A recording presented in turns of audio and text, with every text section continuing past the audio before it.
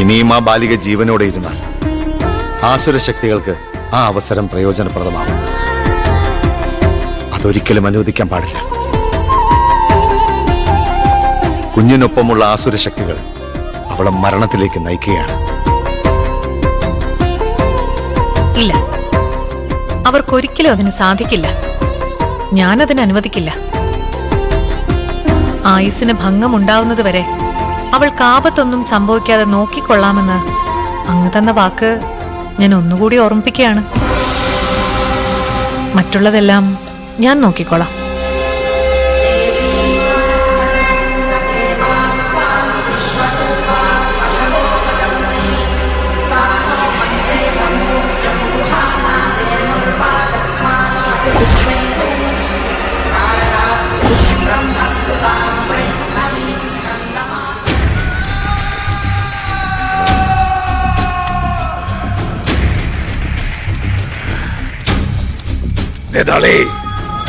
ഇന്ന് രാത്രി നമ്മളെ സംബന്ധിച്ചിടത്തോളം വളരെ നിർണായകമാണ്.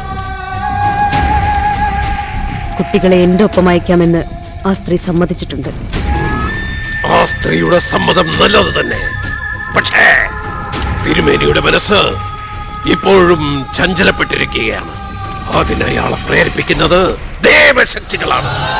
ചിലപ്പോ അവസാന നിമിഷം അയാൾ കുട്ടികളെ പുറത്തേക്ക് വിടാൻ വിസമ്മതിച്ചെന്നിരിക്കും. അപ്പോ ഞാൻ എന്താണ് ചെയ്യേണ്ടത്? നീ സുഗന്ധിയായി തന്നെ അവർക്കൊപ്പം നിൽക്കുക. ആ തിരുമേനിയുടെ മനസ്സു മാറ്റി ആ കുട്ടിയെ എങ്ങനെയെങ്കിലും പുറത്തെത്തിക്കുക.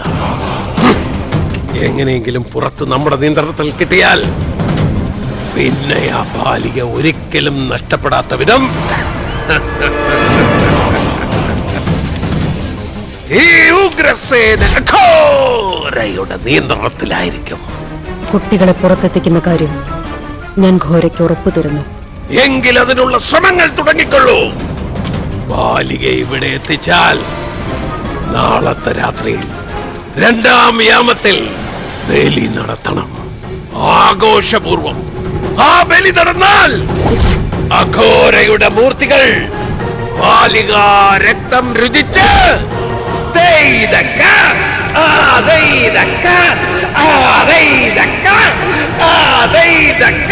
ആനന്ദ നൃത്തമാടും.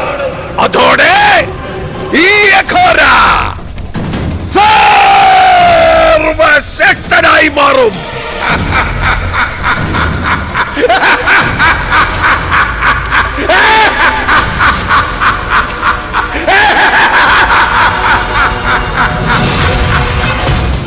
പിന്നെ ദേവശക്തിക്ക് പകരം ഈ മണ്ണ് ഭരിക്കുന്നത് ഈ ഉഗ്രസേന അഘോര ശക്തിയായി മാറും.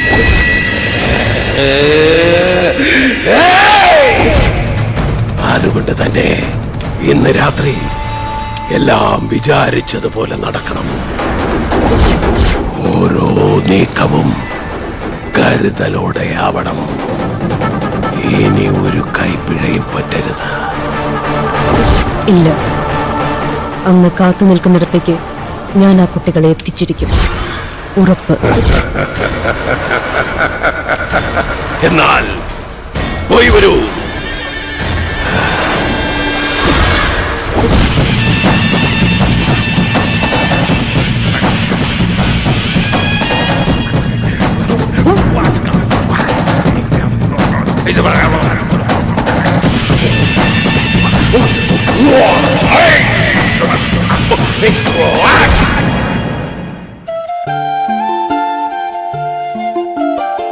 അച്ഛാ, വിദ്യാമ്മയും ദേവചേച്ചിയും ഇതുവരെ കണ്ടില്ലല്ലോ.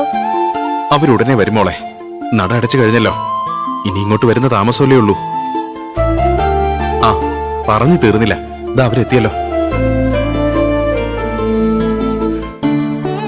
എന്താ വിദ്യാമ്മ താമസിച്ചത്? ശിവപ്രിയ മോള് വിദ്യാമ്മയെ കാത്തിരിക്കായിരുന്നോ? അതെ, അച്ഛനും വിദ്യാമ്മയോടും ദേവചേച്ചിയോടും ഒരു കാര്യം പറയാനുണ്ട്. നാളെ ഞങ്ങൾ ഇവിടെ നിന്ന് പോവുകയാണ്.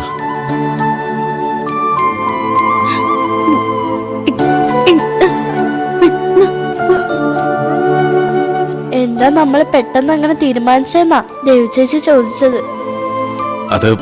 അത് പിന്നെ നാട്ടിലേക്ക് പോയിട്ട് കുറെ ആയില്ലേ.